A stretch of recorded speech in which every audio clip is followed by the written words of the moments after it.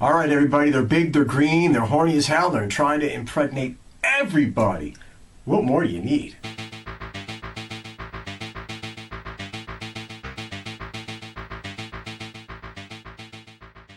All right, this time we're looking at the classic Humanoids from the Deep from 1980. But before we go any further, you know the routine, to the trailer. They're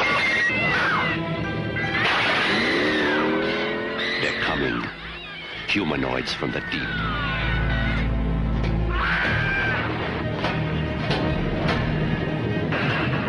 A tidal wave of rampaging creatures surges from the dark and violent sea to conquer the Earth. Maybe intelligent enough to perceive man as a competitor. Why the girls? It's my theory that these creatures are driven to mate with man now, in order to further develop their incredible evolution. Awake to a terrifying riptide of humanoids from the deep. We think we know where these things come from, but we have no idea how many there are. The Earth plunges into a battle for the survival of the fittest, where man is the endangered species and woman the ultimate prize.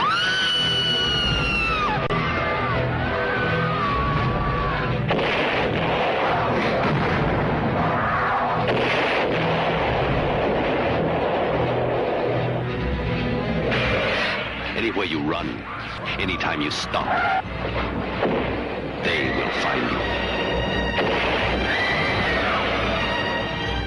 Doug McClure and Turkel, Vic Morrow. Humanoids from the Deep.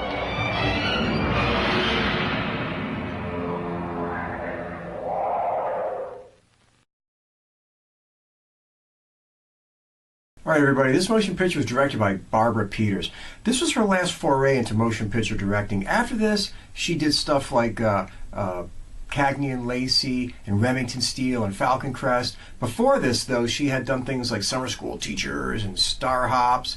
But her career kind of just died out. I think the last thing she ever directed was like 1986. So where she is now, who knows? But hey, she gave us Humanoids from the Deep. Okay, everybody, this motion picture stars Doug McClure as Jim. Now, Doug McClure, come on, man. He's done a lot of work, okay? He's played a cowboy and a whole bunch of other stuff, but I will always remember him as the land that time forgot, the people that time forgot, the warlords of Atlantis, all that kind of cheesy stuff that was happening in the 70s. If it basically had time in it or land in it, it had him in it. So it was, prehistoric monsters and cave people, whatever. But if you've seen that kind of stuff, you were going to see Doug McClure back in the day.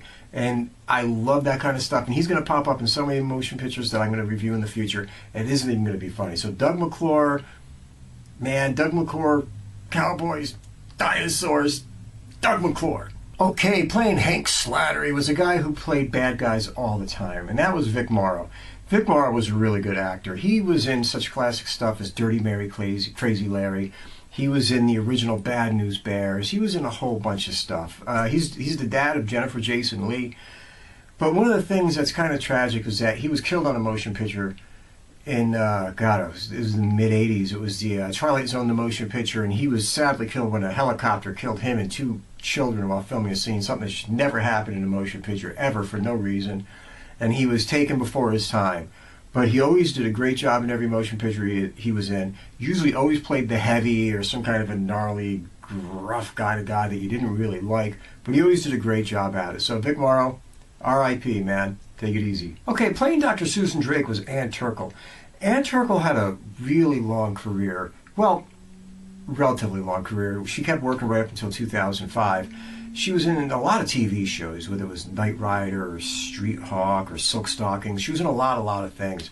She did several motion pictures early in career, but really most of her career lied in television. She also is famously known for being married to the very talented, very famous, very eclectically weird Richard Harris, who was one of those guys that did it all, Camelot and Orca, which I reviewed earlier. So Ann Turkel, she does a great job in this motion picture, and God bless her for it. All right, let's get going to the story. Okay, I'm going to get to the plot of this story really, really quick. I can go into this from the beginning, scene by scene. I can tell you about how the movie starts off on a boat, and there's a father and a son, and it's these guys, and they're fishing, and they catch a big monster in the net, and all mayhem ensues. Oh, wait, I did tell you. But I'm going to give you the long and short of it. There's a town. It's a fishing town, and it's filled with all these kind of regular salt-of-the-earth people. And then you have, like, the subplots of, like, these asshole guys that live there fighting with the Native Americans and all that kind of stuff. But that's all window dressing around the main plot.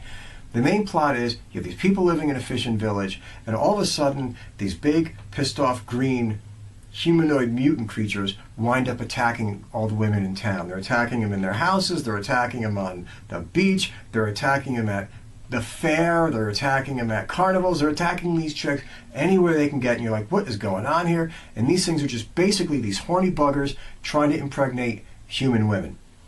That's the whole plot of this motion picture. There's not really much farther to go than that. I can sit there and walk through scene by scene, but it would almost be redundant, because that's the whole plot of the movie. I'll give you a little bit more just so you can understand. There's an evil company called Canco. What else would you name a fishing canning company but Canco? Whatever. And this company was trying to do these experiments to the salmon in the area to make them bigger and more productive, and they jacked them up with all this God knows what. Wait, don't they do that now? Anyway, they're jacking them up with all this stuff, and the salmon got out, and the regular fish and shit in the area ate them, and somehow they turned into two-legged, two-armed humanoid mutants. I'm not really sure how that would happen, but it doesn't matter. It doesn't matter, because you just got to roll with it. You got to enjoy the motion picture the way it is. Big green guys attacking a bunch of hot chicks all over the beach. That's it. That's it. Let's get to the summation. All right, what makes this movie work is 3 or 4 different things. First off, you got a very good talented cast. Everybody in this, even though some of them weren't stars, pulled their weight equally and well. The tone of the movie stays consistent all the way through. It never tries to break into a comedy. It never tries to get too ridiculous, although there's parts of it that are just fun and ridiculous. The score is really good, done by James Horner, who, we all lost, and Titanic alone, but he did a bunch of other work too.